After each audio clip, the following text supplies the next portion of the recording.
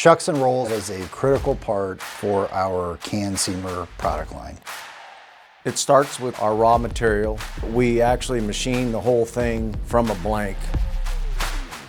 We go through and we'll rough all of our chucks and rolls out.